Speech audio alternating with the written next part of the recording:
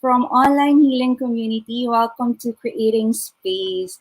For today, we're going to pause our boosting immunity episodes to give way to the holy month of Ramadan. And today, we will talk about healing through the eyes of a Muslim woman. And we have a very special guest. We have with us Yasmin Busran Lao, the founding chairperson and president of Al Mujadila Development Foundation. In the pursuit of lasting peace in her homeland, she became a member of the government of the Philippines peace negotiating panel for talks with the Moro Islamic Liberation Front and became a signatory to the landmark peace agreement, the Comprehensive Agreement on the Bangsamoro, signed on March 27, 2014. In recognition of her competence as a Muslim woman leader, she was appointed to two government positions by President Aquino III. First was as the Presidential Advisor on Muslim Concerns, then second, as the Secretary of the National Commission on Muslim Filipinos. She has a long list of credentials, but we won't have time if I narrate everything. So friends, please help me welcome Ma'am Yasmin Busran. Salam, Ma'am Yas. Welcome po to Creating Space. Assalamualaikum, Karen. Magandang gabi sa ating lahat and Ramadan Mubarak sa ating lahat.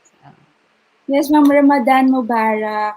Ma'am, siguro po let's start our conversation with Ramadan. Can you please enlighten us about Islam and one of its pillars which Muslims are observing now by way of fasting, which is Ramadan po? What is it and how is it being celebrated?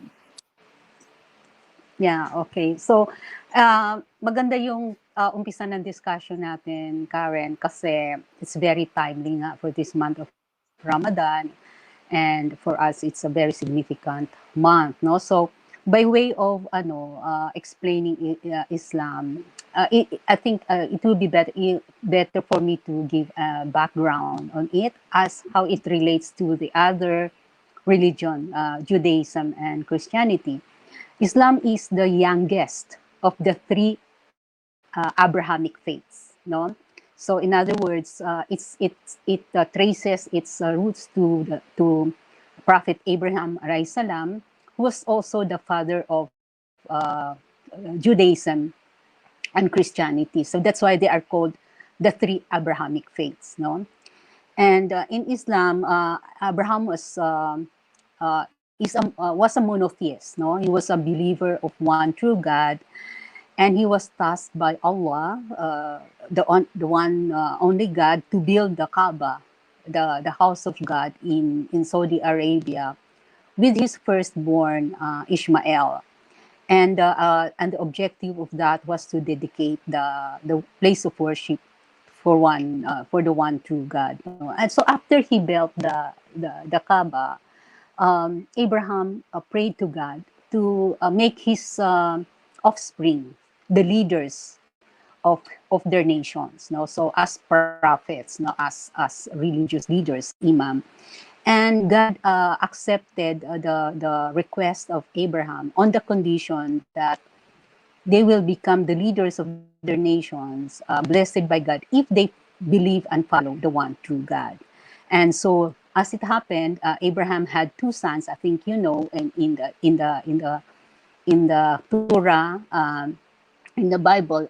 But it's the firstborn was Ishmael, his son with Hagar, and the secondborn was Isaac, his son with Sarah. And in the descendants, as Abraham prayed to God,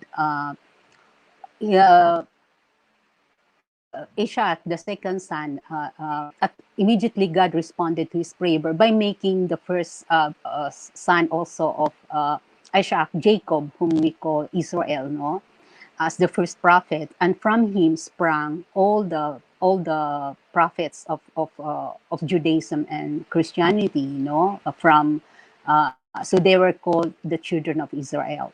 So from Jacob up to Moses, to Dawood, no, David, and then to Jesus Christ, no, and uh, and then from the firstborn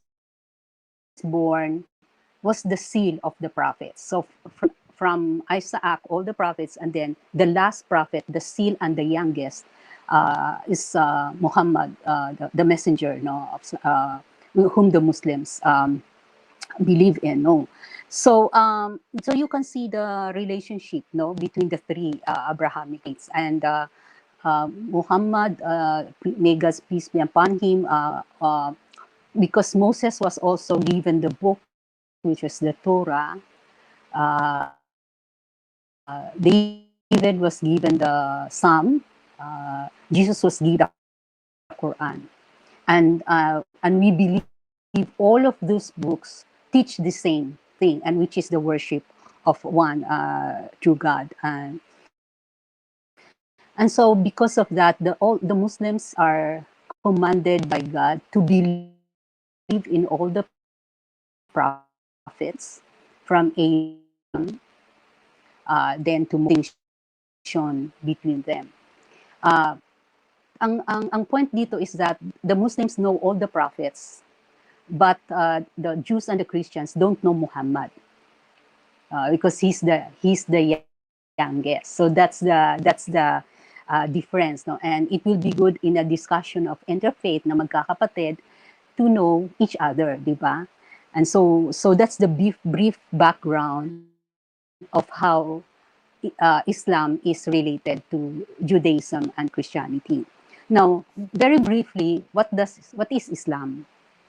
Islam comes from the root word salam, which is peace or complete submission.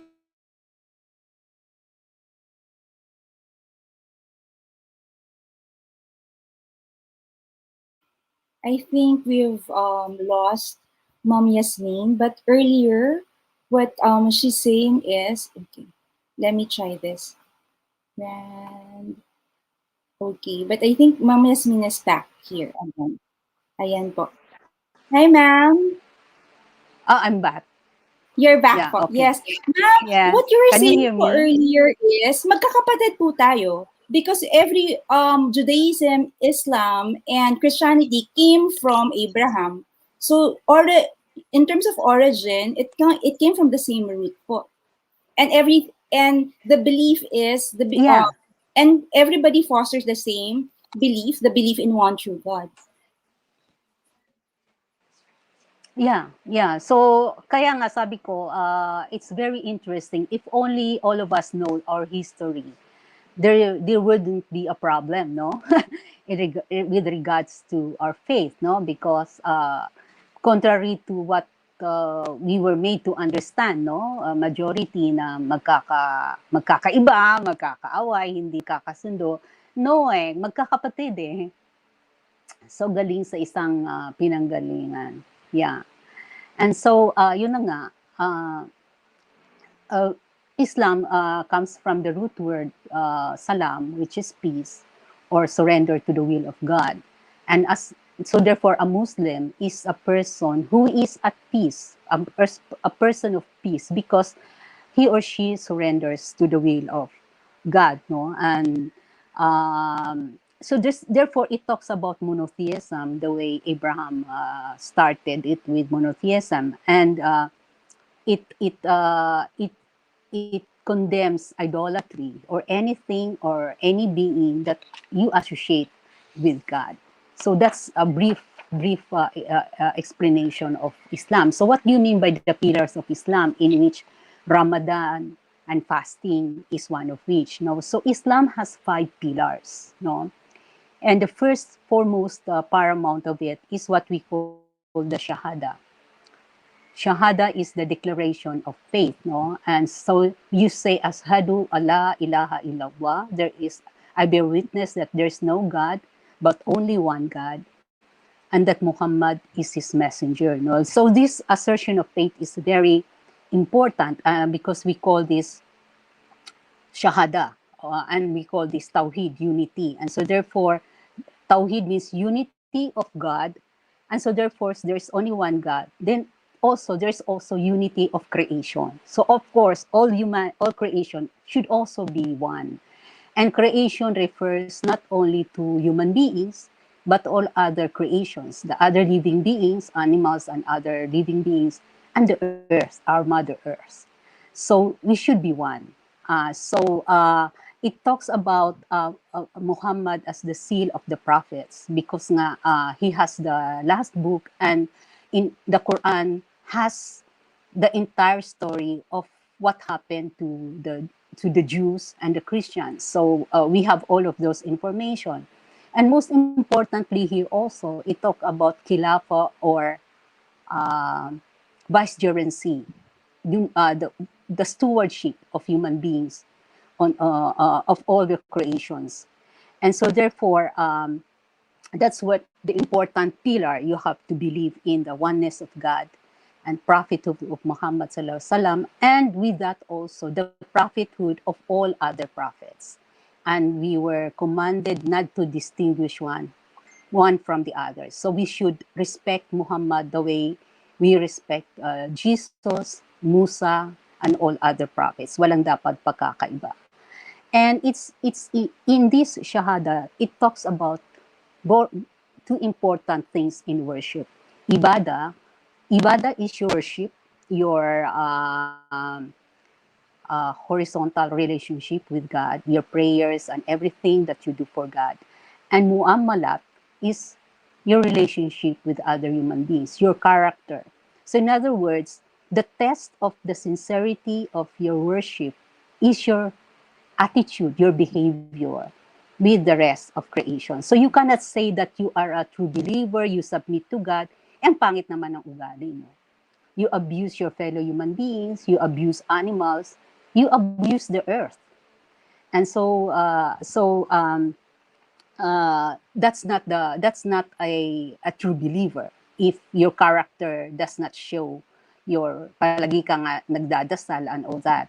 And the prophet Muhammad sallallahu alaihi wasallam, peace be upon him, said, you cannot have faith unless you desire for others what you desire for yourself. Hindi pwedeng gusto ko to pero ayaw mong i-share sa iba. So dapat what you want for yourself, you also would want it for others. And that is the true test of faith.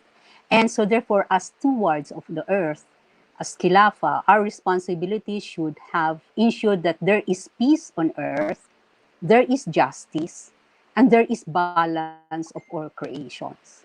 So if you destroy the environment, you create imbalance. And so therefore, all of us suffer. If there is injustice, everybody suffers injustice. If there is unpeace, everybody suffers unpeace. So as stewards, we have to ensure that. So that's the first pillar. The second pillar is salah or prayer.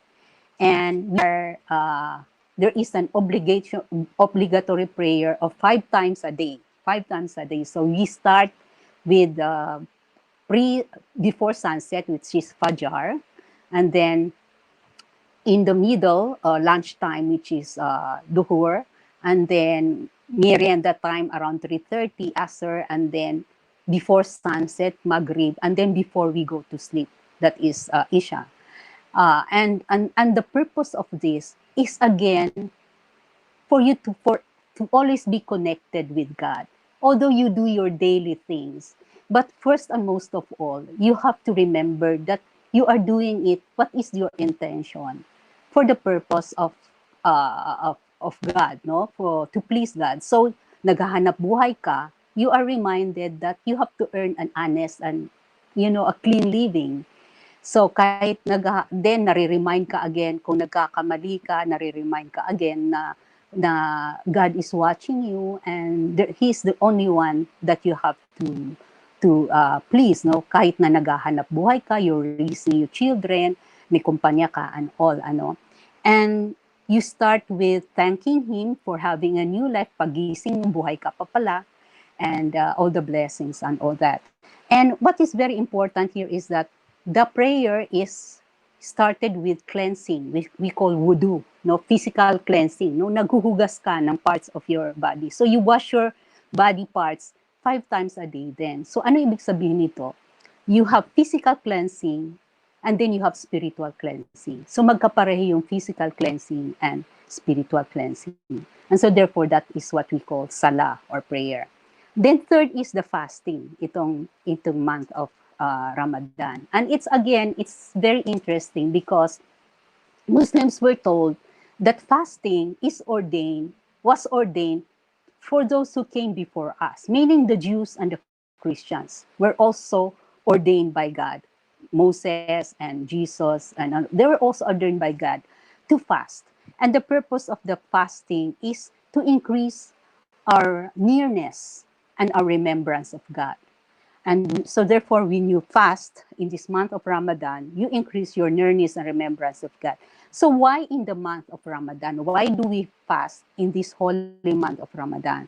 Well, this Ramadan is the month, we believe, where all the books of God were revealed in this month of Ramadan. So when Moses received the Ten Commandments in Mount Tur, it was in the month of Ramadan.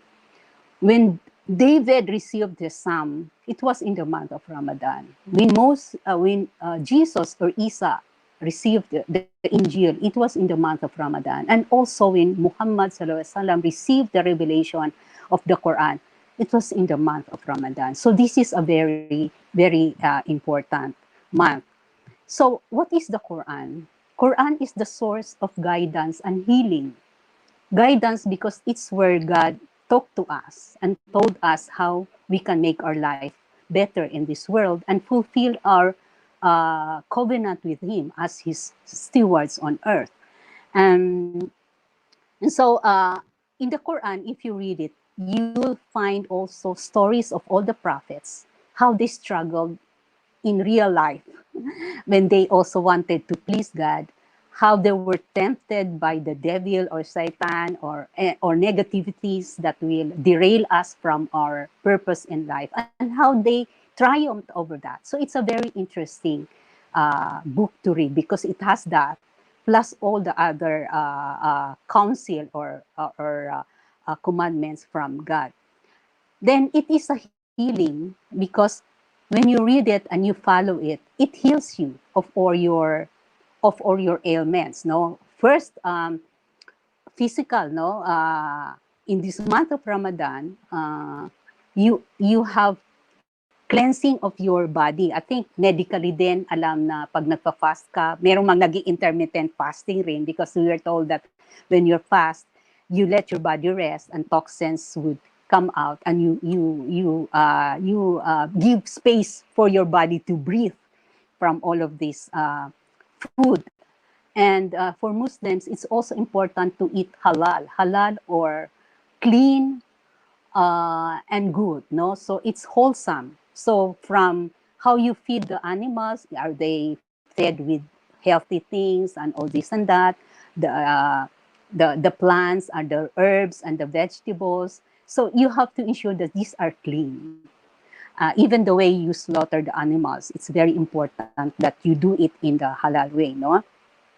And so therefore you have physical fasting, you fast from food from sunrise to sunset, also abstain from sexual activities. So that's the physical aspect of healing of the fasting. Second is the social, no?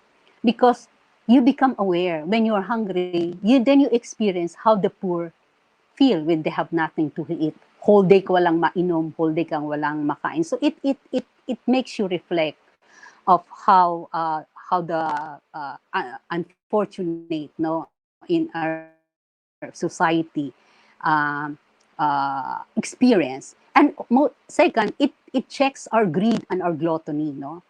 Kasi pag fasting, like, nare-realize mo na you don't need so much. Makainom ka lang ng tubig, okay ka na pala. Makakain ka lang ng isang tinapay, okay ka na pala. So, mabubuhay ka pala ng konti lang. Hindi ka pala dapat kumain ng sobra-sobra na, your body only needs, so much. So it makes you say na, pwede palang mag-share, no? Pwede akong mag-share. Dapat pala walang dapat nagugutom. Kasi kung kakainin lang natin yung sapat at ano yung tama, hindi natin madideprive yung iba of the supply, yung supply and demand. And lahat makakakain. Lahat pala makakakain pag ganon. And how we also burden the environment for too much, no, yung ano. So you reflect on how you are abusing your body, how you are being adjust to those whom you deprive because of your gluttony and greed. And of course the earth, no, the capacity of the earth to cater for our greed and our gluttony, no. And then spiritually, you just don't abstain from the food and and sex, but all of other negative things that have the potential to wound or to hurt, or to cause pain to other human beings and other creations. You fast from your mouth, not only from the food, but the words that come out of your mouth that can hurt people. Okay, the eyes, the things that you watch, which are, not good for your physical or and psychological health, no? The ears, no? Nakikinig ka ng chismis, walang kwentang bagay, nanonood ng walang kwentang, ginagamit mo yung eyes mo. Hands and feet, you act, the way you act, no? Meron ka ba nasasaktan? Meron ka bang ano? And then your heart, do you have ill intention for people? Are you not happy for them or do you want to? And then your thoughts, do you have good thoughts? So these are all part of fasting, no? So ang sabi nga ng mga scholars, it's not because you fasted from food, you abstained from food, accepted na ng God yung fasting mo, no? Pwedeng nag-fast ka, sabi mo, okay, nakaraos ako from morning up to ano, pero wala, ang sama naman ng pinagagawa mo, then sayang lang yung fast mo, nagutom ka na lang at wala namang ano. But the crowning glory of the holy month of Ramadan is the night which we call Laylatul Qadr, or the night of power. And this is the jackpot na hinahanap ng mga Muslims, no? And we are made to believe that it happens in the last 10 days of the Ramadan, no? And what is this Laylatul Qadr, night of power? In the Quran, it says the night of power is equivalent to 1,000 nights. So if you are awake and praying in this night, the blessings of 1,000. In other words, it's infinite. It's not just 1,000, but 1,000. And the scholar said infinite. Power, and what is that? It is a night of peace and tranquility.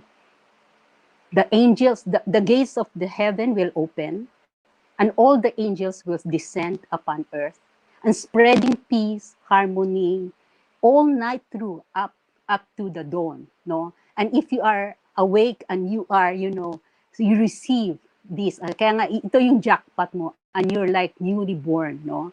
And talagang you will be healed. And this is the crowning glory of all healing. So yan yung binabantayan ng mga Muslims, no? And so yun siya. Then the fourth is zakah. Zakah is for the wealthy, no? At the end of every year, when you compute your income, it is cleansing of your wealth. What do you mean by cleansing of your wealth? In Islam, we believe that our money is not ours, it's from God. And whatever wealth that you have, may right doon ang mga poor. And for it to be wholesome and blessed, you have to give the right of the poor to your wealth. Otherwise, it will not be clean and it will not be full of blessings. So it is a cleansing of money for those who have money. Now, for those who don't have, we have the sadaqah or charity, wherein you share whatever you have. It's either money or talent or energy, If you make somebody happy, you smile at them, that is already your charity. Pag may nakita kang kailangan ng tulong, binuhat mo, that is already a charity. In fact, pag makita ka daw ng piling ng saging sa daan, at maisip mo, naku, baka may makatapak doon, madulas siya, tinanggal mo yung piling ng saging, that is already a sadaqah. Knowledge, counsel, that is a sadaqah. And these are all rewarded by God, more than what you can imagine, no? So that is the fourth pillar. And then the fifth pillar is the Hajj. Hajj again is for those who it's the pilgrimage to Mecca. I said God commanded Abraham to create the Kaaba and reaffirm monotheism. No, so if you can afford it, at least once in your lifetime, you reaffirm your belief in one true God. You visit the Kaaba.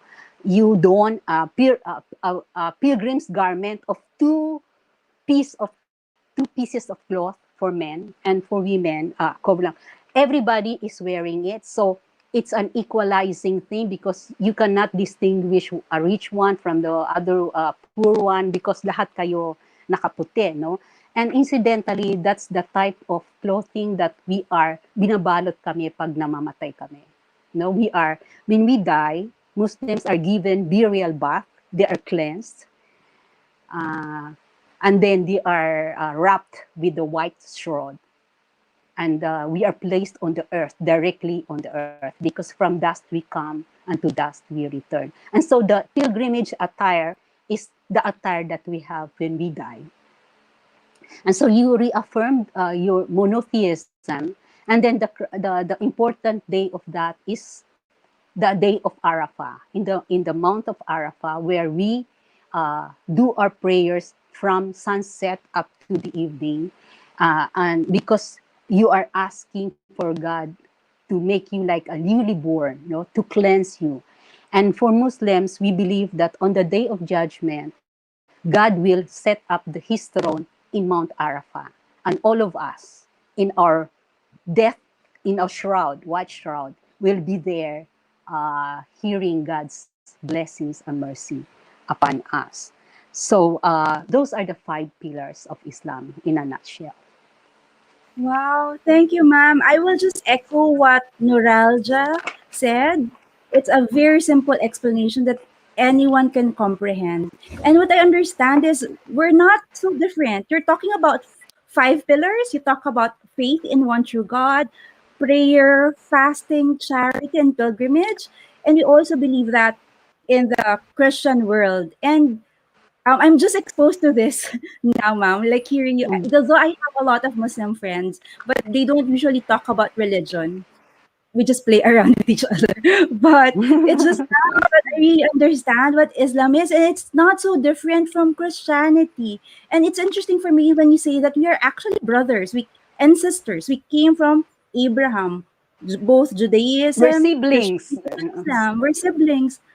We're brothers and sisters. Mom, and I love it when you talk about the root word of Islam. It came from salam, which means peace. But I have to ask you this, and I believe that because I have friends, really, really, really close friends, who are very peaceful, and they're really the first people that I'll go to if I need anything. But mom, why is it that Islam is being correlated to violence? Yeah, and that's a sad thing, because as if only Muslims are capable of violence, 'di ba? You know, the capacity to inflict pain in human history is part, that's it's part of our human nature. When we were created, it was the role of the devil, you know, to do that. And so it's sad because media, you know, and books, history books, there's this bias, no, against Islam and the Muslims. Kasi if you look at human history, World War I, World War II, the Holocaust, on all this and that, these were non-Muslims, di ba? Yeah, and all the yung ginawa ni Timothy McVeigh then, ano, and then all of those we know massacres, no, and all this and that, and all other uh, uh, colonialism and all this and that. And so therefore that's the sad thing, because it's as if violence is an exclusive ano of Muslims, and I think it's important that as siblings we try to understand each other, and when there is injustice done to the other sibling, it's not it diba, it's expected that the other siblings will come to your rescue, and but if you don't have the right information about your sibling, then of course you will also have a the wrong, view of that particular sibling, and it's sad because you're part and part of each other. You're so connected. You are accusing the other sibling of this, but it's something that you cannot get, isolate yourself from or cut yourself from, because uh, there is unity of God and there is unity of creation, and we are all in this together. That's true, ma'am. We're all in this together. And thank you for clarifying that we came from the same origin, from Abraham, that we are all brothers and sisters. It's just that because Muhammad is a new prophet, that's why we don't hear of him as much. And because sometimes also it's because of the portrayal of media. And so, in a way, we're brainwashed into thinking that Muslims are not our brothers, they're our enemies. When you look at it, we believe in the same things. We believe in faith, in prayer, in one God, in fasting, in charity, in pilgrimage. We believe in the same things. We're more same, really. We're even different. And it's Precise. such yeah, ma'am. And very enlightening. Thank you for pointing all of these things out. We just need to take a break. But when we come back, we'll talk to Ma'am Yasmin about healing, especially in the Mindanao region, and how healing in Mindanao and healing in Marawi will actually affect healing in the whole Philippines. So please stay tuned. We'll just take a 2-minute break and we'll come back. You've got to heal if you want to make your life work. And that's the reason why Healing the Inner Child is written, for you to be assisted in your own healing. Healing the Inner Child will tell you that it's possible for you to heal no matter what you've gone through in your life. So click the link below to download the free chapter.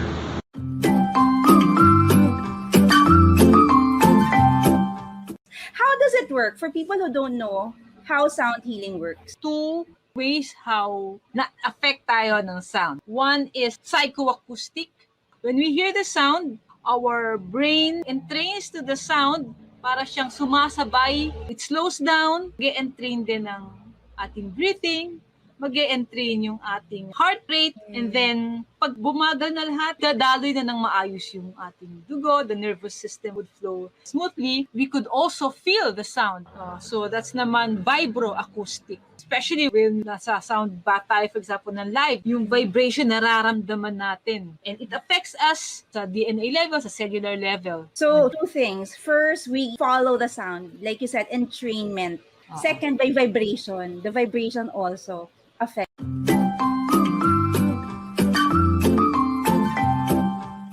Here are our programs for the week. See you in class!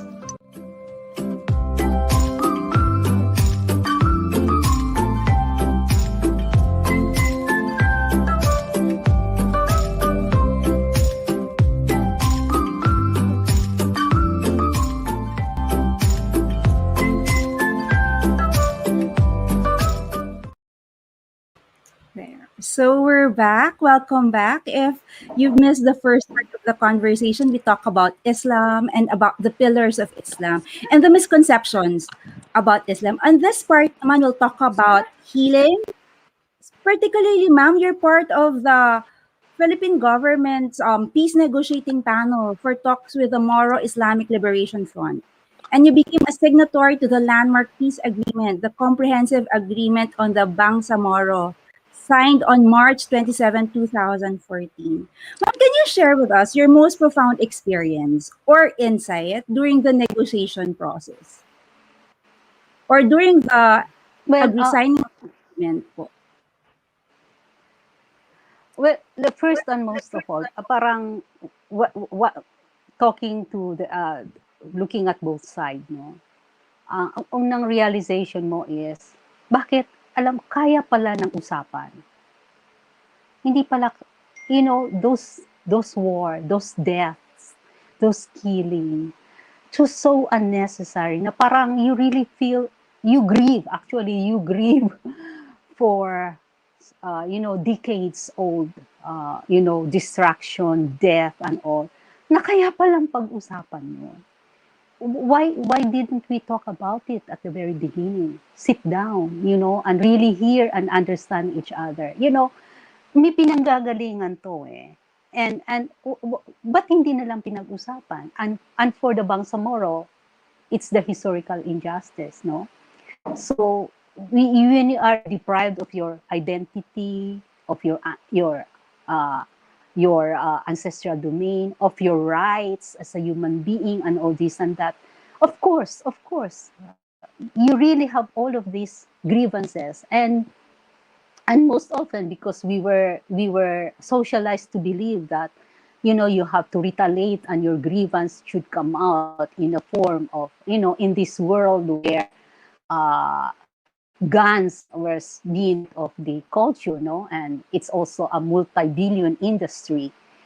uh, Guns are being promoted, and they think and they say that maybe that's the way to settle the conflict. But historically, if you look at it, it's not that. It's when people realize that so much distraction and they say, enough is enough, we stop, and that's why. But war itself has never really uh, had a lasting effect. You might have temporary, but it has never been the solution because the cause, the root cause of the problem is not being addressed. It's like a wound, no? Lagyan mo lang ng band-aid. Akala mo okay na siya, pero yung pala nagfe-fester na sa ilalim at mamaya, mas lalong ano yan, no? Kakalat at magiging mas problematic, no? So it has never been, no, so one realization ko dun is that, oh my God, pwede pala. If only, the two sides will sit down and sincerely, address the situation. Then there are compromises, there are gives and takes, no? Pwede pala yun. So it was a very, emotional moment. It was a very, because unang-una, punong-puno ka ng grief for those lives that were lost and pain and wound, and until now people are carrying it. And on the one hand, it gives you hope na pwede pala. So parang sana every time na may problema, pag-usapan na lang, no? Do not let it be reach a point where people will hold guns, take guns because they believe that that's the way to do it, which is never, because ang nakakaano dyan is that both sides claim they're doing it for the people. The rebel groups say it's to protect the people. The government said it's to protect, but at the end of the day, you're killing them. The civilian deaths and they're called collateral damage, no? Is pag namatay naman sila lahat, kanino pa? Para kanino yung gera? And of course, lives of soldiers and lives of and so yun, no? So akin is that ang pinakaano sa akin is that kasi mag-50 years yung war, no? Moro war, and yun, pwede pala. Sana sa umpisa ginawa na. So yun. So, pwede po palang pag-usapan. This 50 years of war, pwede palang, start pa lang, ma'am, na natapos na with a conversation, with a dialogue. Pero when we talk about the root cause, why do you think, you mentioned there's a root cause why this has been going on for decades. What po is the root cause of this 50 years of war between the civilians and the rebels, like you mentioned? Well, the root cause is when the Muslims in the Philippines, the Moro, before colonialization.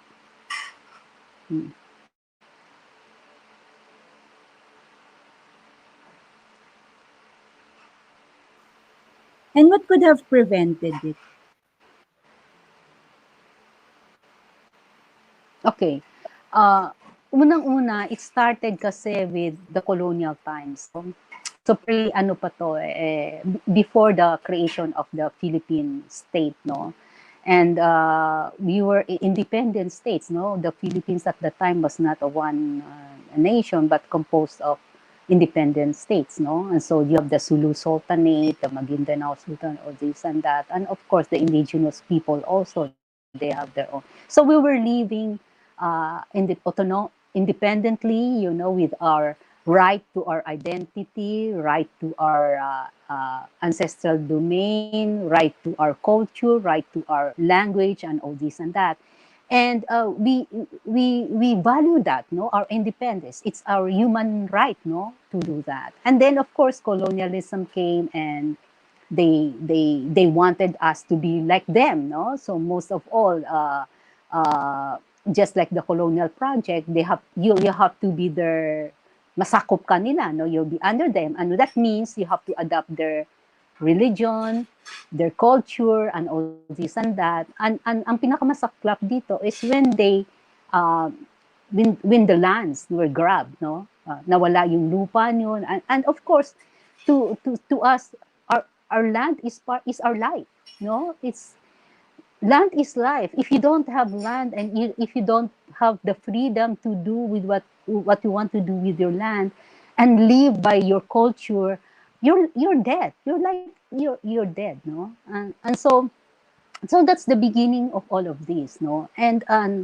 the Moros have been asking for the right to self-determination. Let us go back to our, the way we were, because of the Moros were, especially the ones in Mindanao, they were not colonized, no.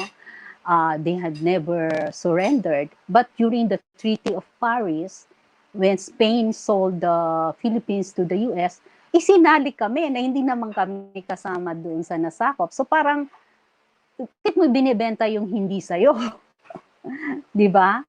So, we were part of the when Spain sold the Philippines to the US, and so therefore when the Americans came, syempre sabi nila, nabili din namin kayo, you're part of this. And so with all their might and power and all this and that, we resisted, but we can only resist so much. We had war fatigue, no, fighting the Spaniards for how many centuries, and then ito na naman with their sophistication. So in the end, there was force. We were forced to be part of this nation, and we were forced to assimilate. So assimilation means you have to speak, study in the schools your culture, and because in the colonial project, if you do not embrace the colonials' way of life, you become second class, a citizen. You become unequal, no, to them. You look down. Your humanity is dehumanized, no.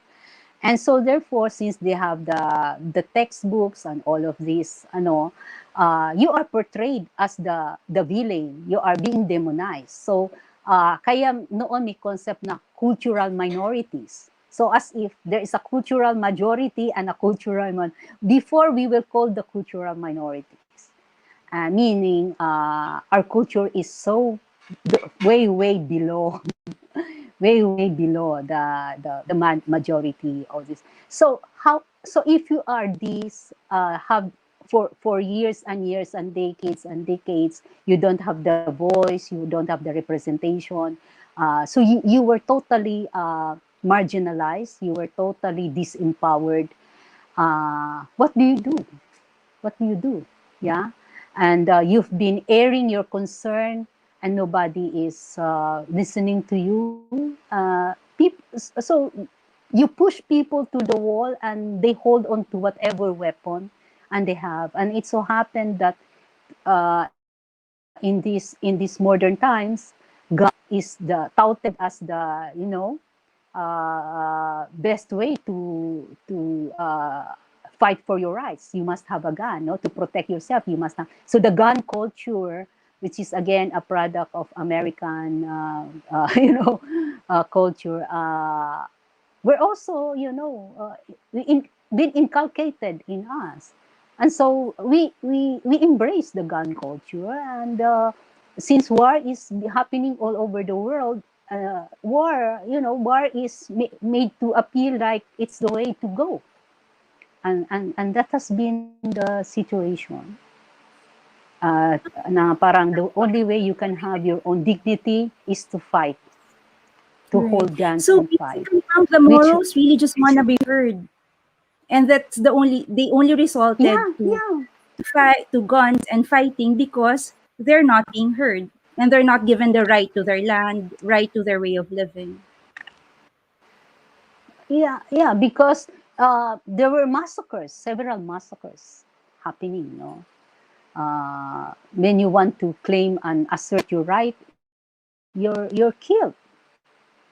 So you have to arm yourself to protect yourself. Um, there's no justice, no? There's no rule of law. And until now, even after the agreement, the war continues. Like 3 years after the monumental agreement, there was a Marawi siege. Can you please paint us a picture of this crisis? Well, the Marawi siege happened when uh, uh, a group of what they call associated with ISIS, and they said they have recruited some of the young people in Lanao, and they wanted to push for the ideology of this group, no. But ang nangyari dito, there were only very few of them, no. In fact, kunti lang sila, and we believe it could have been dealt with. Kasi prior to the siege of Marawi, meron ng encounter in one of the municipalities with the ISIS and the military. So meron nang nangyari before that. And they were defeated, no? The ISIS were defeated. So nahuli yung iba,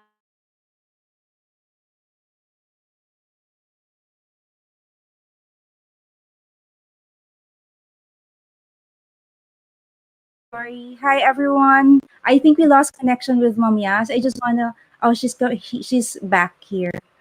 Okay, let's just wait for a few minutes. We're talking about the Marawi siege this time. Hi, Mom Yas. Opo, you were talking about the yeah. Marawi siege. Oo. Yeah, oo. And so, nahuli na sila na they were, so even we saw pictures of them being arrested and all that. And then all of a sudden, nagkaroon ng, exchange of words, no? Between the national leadership and the leaders of the ISIS na sinasabi ng mga ISIS they will enter Marawi and, capture Marawi. So they already warned, no? And then ang sinabi ng ni President Duterte, go ahead, we will wait for you there. So ang nangyari, they entered Marawi but no one was there. No one was defending the city. So nagkaroon ng, parang macho exchange of words. And so we were wondering how come na ganun ang nangyari. There was a threat to enter the city. First of all, they were already defeated. They were already captured by the military. And then there was this exchange of word na they threatened to enter Marawi. And then you have a president who said, oh, go ahead, enter Marawi because we will be ready for you. But when they entered Marawi, the president and most of his cabinet members were in Russia. So while Marawi was being attacked, no one was defending the place, no? And but there were only a few of them. There were those who offered to mediate, no, for the ISIS to retreat and all this and that. But they were never given a chance to do the mediation. And what happened was there was overkill. Ganun ang nangyari because there was carpet bombing all over the place. Yung parang kunti lang sila, they could have been dealt with in a way, with all the intelligence fund and all the might of the military. Why did it last so long, 5 months? And why did it have to be carpet bombing? And so so that's what happened to Marawi uh, after the signing, of the agreement. And as I've said, the signing should have been a lesson that pwede palang ma-prevent yung war. And Yes. that's why when others offered to mediate and talk, that should have been given, opportunity and currency, because alam na natin nakukuha naman yun sa ano. But there was nobody at home. No mediation. Ah, There was oo, no mediation. walang nangyari. No, may nag-offer, but the government did not give it a chance, um, for the mediation to happen. But instead, they bombed the city. Wow. So, ma'am, how is the siege affecting the signed comprehensive agreement on the Bangsamoro? I mean, Well, it's everybody's celebrating. I know because I know some NGOs who are working with this, and I was saying, this is monumental. The signing of the agreement was very monumental, and she was like saying, but and she felt, and this is I saying that she felt na parang sayang yung agreement, and then the siege happened. I well, don't the do you agreement is feel the still same there way? Yeah, but yeah, because the Bangsamoro Autonomous Region has been set up by virtue of the Bangsamoro Organic Law and the plebiscite. But, of course, ang laking setback ito. Kasi instead na moving forward na tayo, is setback. And second, may wound tayong hinihil, di ba? There has to be uh, the creation of the BARM is part of a transitional justice mechanism where the historical injustice is supposed to be addressed, no? But then ang nangyari is before the healing could really proceed and do all this, you inflicted another wound. So paulit-ulit yung wound. So parang hanggang ngayon hindi pa nakakauwi yung mga victims of the Marawi siege. They are still displaced. They are in shelters. They are all over the country, displaced. Iba mga sidewalk vendors and etc. Iba nagre-rent ng bahay and all this and that. They cannot enter their own land, no? Kasi may military ang ground zero. So the wound is keep on being, you keep on rubbing salt to the wound and inflicting fresh wounds. So yun yung nakakalungkot dito dahil nakita na natin na pwede palang pag nag-uusap and sincerely and wanting to address the problem of your own brothers and sisters. Pero why again do we have to resort to war? So that's what's happening now. Until now, we are still displaced. My clan, my family, we're all victims of that. And we don't know kung kailan kami makakabalik. Marami nang namatay sa amin of heartache, of pain, sama ng loob and all this. And then nagka-COVID pa tayo. Which made the situation difficult, in the evacuation center, in the transitory shelter. So, ang hirap na maghanap buhay, and then you're vulnerable to COVID, and all of this lockdown. So, the psychological, the toll on your mental health is it's too much, it's too much for people to bear. And so it's sad because we're supposed to be building on to the gains of the peace agreement and already starting rebuilding and healing, but yeah. fresh wounds are being infected. So, ma'am, if there were several steps back, how do we move forward from this? And like you mentioned, Well, there was an agreement, but then the Marawi siege happened, and it's been 4 years now, since the Marawi siege, and then people are still displaced. But again, the agreement is in place. How do we move forward from here po? Well, again, there has to be really, for me, the sincerity really, the sincerity of the national government, those who are involved, to really address the issue, no? Because if we are not sincere in seeking, peace and healing, then walang mangyayari, no? And and that's and that's what the problem is, no? How do we sustain? We have a how our politics will be used as a tool in sustaining the gains, no?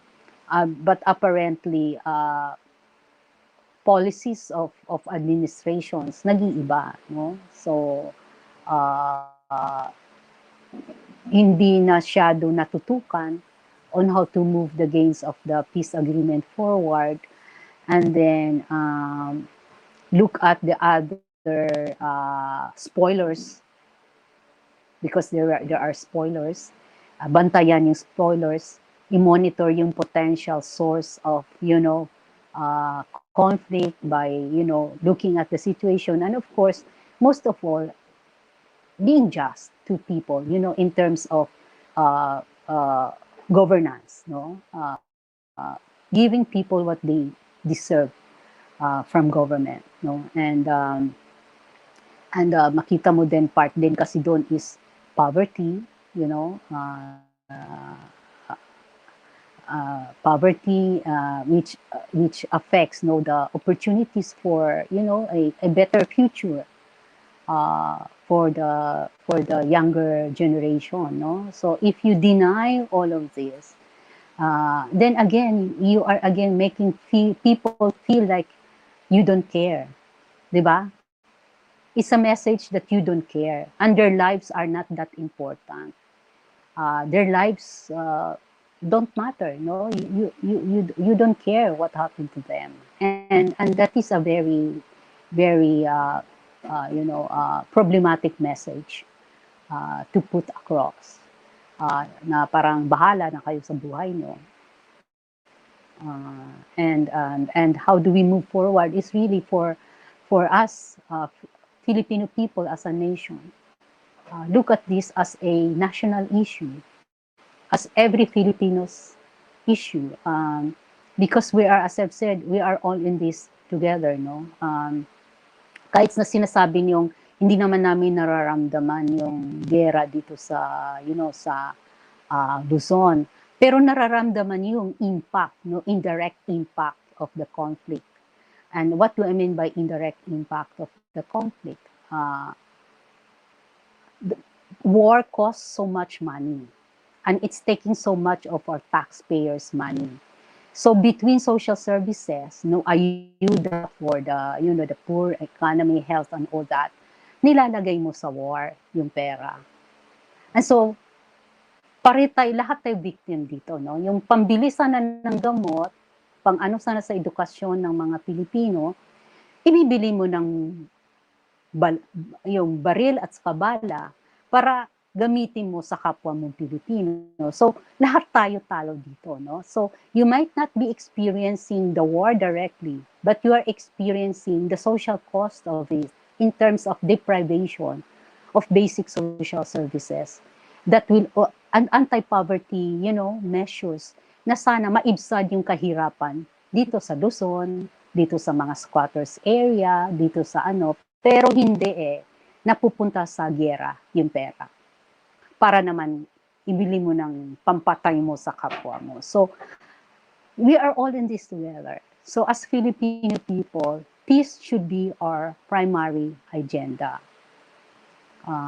Lahat tayo dapat concerned dito, kahit na malayo tayo sa actual area ng giyera.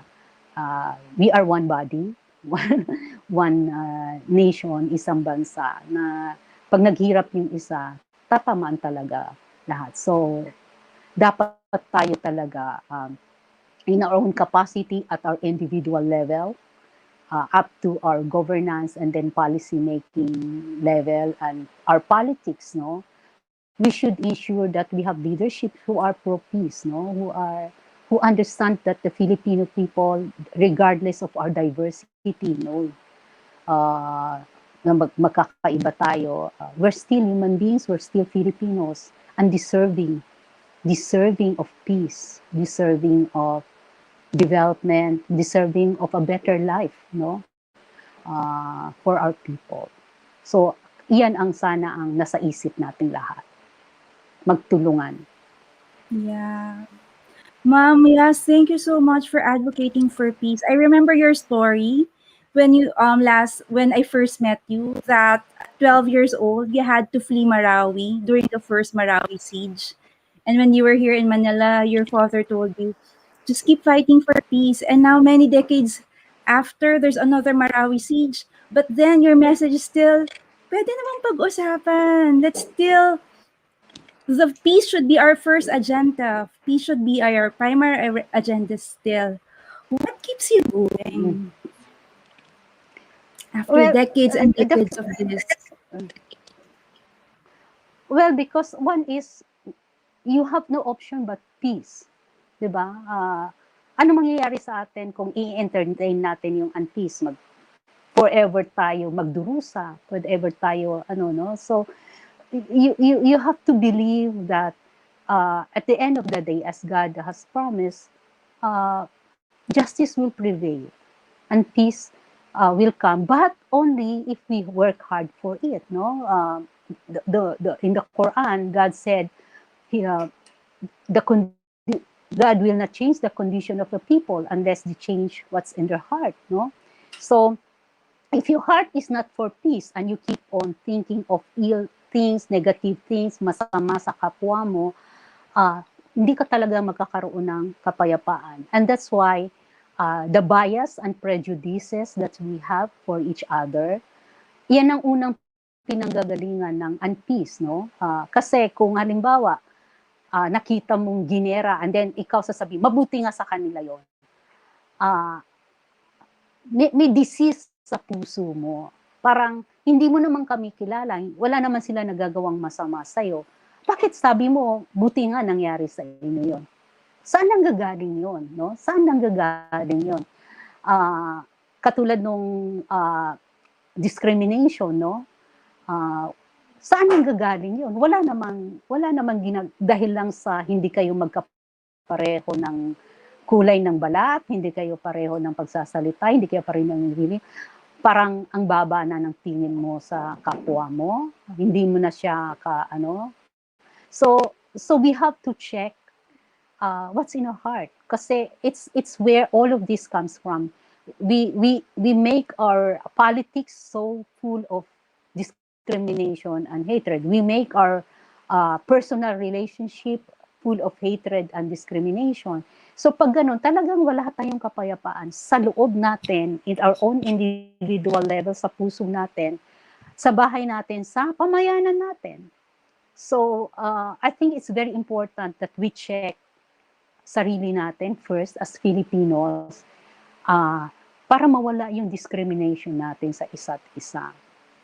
Kasi hanggang meron yan, there will always be others na susuportahan yung violence sa kapwa niya. Kasi meron siyang mababaw o mabuting pagtingin sa kapwa niya. Ma'am, for individuals who are listening to this, what are practical ways we can do to minimize discrimination? Well, as I've said, develop that spirituality of peace and acceptance and love for each other, na parang sinabi na ng prophet ng Muhammad sallallahu alaihi wasallam, you will not have faith unless you desire for others what you desire for yourself. And kung gusto mo ng kapayapaan, and gusto mo ng acceptance, gusto mo ng love, gusto mo ng dapat ganun ka rin sa kapwa mo. Hindi pwedeng yung gusto mo lang pero yung sa kanya hindi, di ba? So understanding that the Muslims are not terrorists, understanding that they are peace-loving, understanding that they are also human beings na pare-pareho lang tayo ng pangangailangan at ang gusto lang natin ay kabutihan ng ating pamilya, kinabukasan ng ating mga anak, kalusugan, kapayapaan, pare-pareho tayo ng doon. At ang potential for violence and hatred is kahit saang lugar, kahit saang kultura, kahit sa mayaman ka o mahirap, may mga taong violente. So hindi siya exclusive So yun, no? So let us, as siblings in the Abrahamic faith, let us help each other. First of all, let us love each other, embrace each other as siblings, and then understand each other. Learn saan nanggagaling yung blind spots mo, saan nanggagaling yung prejudice mo, bakit, meron ka bang misinformation, meron ka bang hindi naiintindihan. Pwede ka namang magtanong, pwede ka naman mag-research, mag-aral, magsiyasat, no? Hindi yung pag sinabi sa'yo, ganun ba yun? Ay, kung ganun, parang social media na tinangtanggap mo lang, share ka na lang share, and hindi mo man lang inaalam yung accuracy, no, of no. So that's where we can start. We become each other's champion, no. We stand for injustice, when there is, we fight injustice and we stand for justice for each other. Na pag meron ka nakitang inaapi, hindi mo natatanungin kung, ay, kasama ko ba yan? Ay, hindi ba yan? Hayaan mo na siya. Ganun, no. Because in the end, babalik sa iyo yung oppression. Kasi you cannot just be a bystander na sasabihin mo, hindi naman sa akin ginagawa yan sa kanila. But it will come a time, pag nangyari sa iyo, sino na ang magtatanggol sa iyo? So, ang akin is that we can help each other by first embracing our own diversity, accepting our own differences of who we are, what we are, and stand up together for justice and peace. Ma'am, this is a very enlightening conversation for me. I've only been to Mindanao for sightseeing. I've only been as far as Davao. Not so familiar with the decades of war that's happening. It's really just now that I'm exposed to NGOs, and it's so beautiful how you explain it. It's so beautiful to hear from you that Muslims are peace-loving people. They want the same things as Christians. In fact, you have the same principles. Your 5 pillars of Islam are also pillars in Christianity. You're talking of faith and prayer and fasting and pilgrimage and charity. We do that also in Christianity. Of course, there are diversities, but when I listen to you, we're actually more same than different. It's just that, like you said, there's decades and decades of misinformation.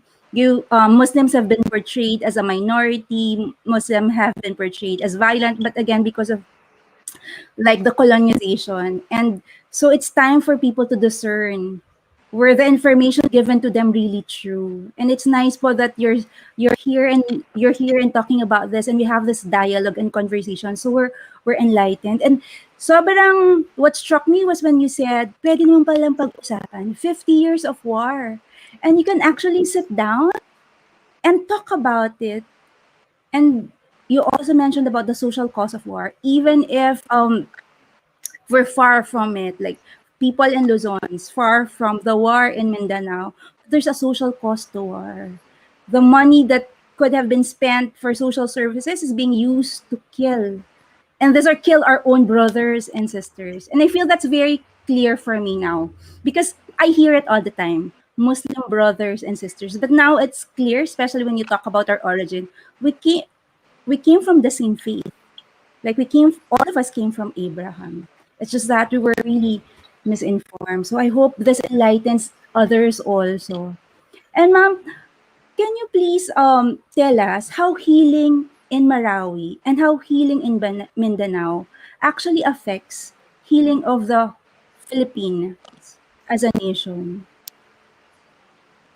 Well, as I've said, no, once you start acknowledging that there is injustice done, and there is a need to help, you know, uh, the victims uh, to heal, to rise up, you know,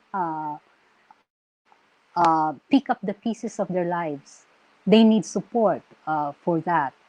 Uh, and so the rehabilitation that is being dragging on for 4 years at hanggang ngayon hindi pa natatapos.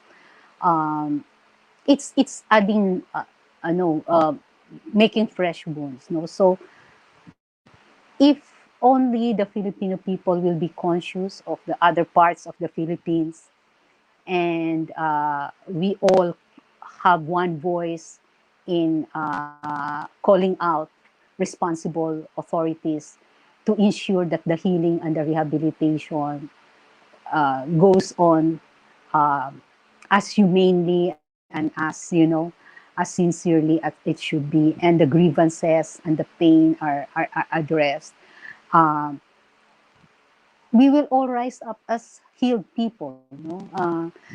Kasi unless we as individuals, lalo na yung nandito, for as long as we are not aware, we don't know what's happening, and we thought na we're so focused in only on our own personal lives, um, patuloy-tuloy na itong mangyayaring ganito. And as I've said, we will continue suffering. The poor people in the, you know, in the informal settlers, and those who don't have enough to will die, no, without medication, without hospitalization, without because walang pera for them. Walang pera na mapupunta sa kanila because it's being placed somewhere else, no? So once you have peace in that part of the country, you will feel also the healing here, because now you have a better better quality of life, better services. You will feel that there's care for you here, no? That when you're sick, meron kang medication, may gamot. When you're hungry, meron kang food. When you are homeless, you have a home. For as long as meron tayong mga kapatid who are homeless, who are hungry, who are sick, who are alone, elderly, who are not being cared for, orphans who are not cared for. We are sick. We are going to be very sick nation, and that others are dying of bullets, of guns and bullets. So the only way that we can rise up and heal from this is that to be aware of these causes, what causes this pain, what causes this wound, and be very informed about it, and be one in our demand that we deserve, we deserve a peaceful country. We deserve a caring and loving, leadership who understand and know how to take care of its own people. And so, dapat maging discerning tayo, mapag-mature tayo, because otherwise, palagi na lang tayong ganito, and then it might even get worse, no? If the future generation will be more deprived of their rights for better future.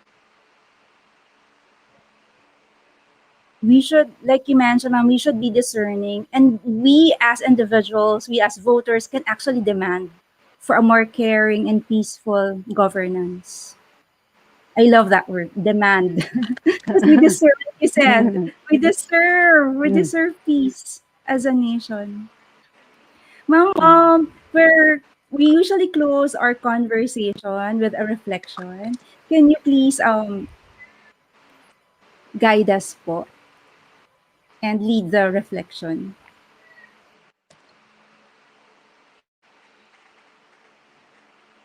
Sige. So this is a verse from the Quran, and this is one of the verses that talks of equality of human beings, equality of gender. No? So this is from Surah Al-Hujurat, verse 13. So I will start in the name of God, most beneficent, more merciful. It says, O mankind, we created you from a single pair of a male and a female, and made you into nations and tribes, that you may know each other, not that you may despise each other. Verily, the most honored of you in the sight of God or Allah is he or she who is the most righteous of you. And Allah has full knowledge and well acquainted with all things. So this speaks about first the beginning, the origin of humanity. God created us from a single soul. In one of the verses in the Quran, it talks about one single soul. No superior soul, no superior gender. And that soul, the partner of that soul was created of the same nature. So pareho sila. No superior, no inferior. No? There was a cellular mitosis. Nagkaroon ng another pair or exactly of the same nature. We don't believe in Adam, we don't believe in Eve taken out of the rib. We believe that Eve was created of the same nature from Adam. And then from them, nations and tribes were born, diverse, different races, different culture, different languages, so that we will know each other. In other words, so that we will appreciate each other, so that we will see the beauty of the world, beauty of creation by having diverse colors, diverse culture, a very rich culture. Not that we will despise each other, not because you are different from me, I will hate you. Not because you are not like me. So there is no exclusivity but inclusivity. So the differences is should not cause conflict, but it should cause love, appreciation of beauty. And it says here, verily the most honored of you in the sight of God is the one who is righteous. So the only measure of honor in the sight of God is not your wealth, is not your lineage, is not your race, is not your gender, is not your knowledge, is not of whatever material things that you have, but the most important in the sight of God is your righteousness, your surrender to Him, and your stewardship of the earth, all its creations inside you. And God knows of what is happening all around, what is in your heart, what is your intention. So this is the verse that I would like us to reflect on with the hope and prayer that we will understand why God created us, what is the purpose of our life, and why should love, compassion, gentleness, and understanding that leads to peace should be our most important primary objective in life. So with that, I would like to end our reflection with prayers that may the Almighty God guide us to the right path and let us go back to Him sincerely and thank Him for all the blessings that God has given us and make us more gentle and loving, accepting and compassionate with all of creations, human beings, non-human beings, and our Mother Earth. With that, I would like to end this reflection. Assalamualaikum warahmatullahi ta'ala wabarakatuh. Thank you, Ma'am Ras. That was so beautiful, especially when you emphasize love, compassion, and understanding. It really encapsulates the whole conversation. And I hope that was an enlightening conversation for all of you. It was definitely very enlightening for me. Ma'am, final words for everybody watching and listening. If we have something else that you want to share with them? Yeah, as for the Muslims, for us, and if it's for all of us, as I've said, the Ramadan is the month where all the books of God were revealed. Uh, let this takes this opportunity to reflect on our life, our purpose in life, with what's happening, especially with the COVID that it has brought a lot of pain uh, to some of us who have lost their loved ones. But also, God said, in every challenge there is opportunity. In every difficulty there is ease. So let's look for the opportunity here for a new beginning. The old life, the pre-COVID is we have seen that it has not been the ideal setup for us economically, socially, all the systems that we have. So now we have to find ways of ensuring that we do not go back to that old way of life, and let's charter a new beginning for all of us, and let's continue the dialogue. I'm anybody who is willing to continue the dialogue can get in touch with me if you have some other questions that you want to follow up. I have email.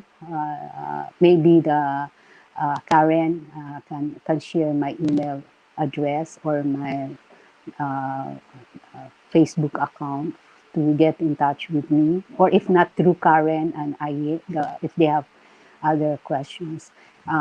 Let's continue this conversation. This should not be the end, but for me, it should be a beginning of a promising relationship of healing among siblings who have lost their way in terms of their relationship because of so many negative things. So we should rise above the divisiveness that has caused so much misunderstanding among the siblings of Abraham, and let us work together to save to save ourselves and to save the Mother Earth that we have. So I think creating space, Karen and Ayi, and of course all of the audience who stayed up to this time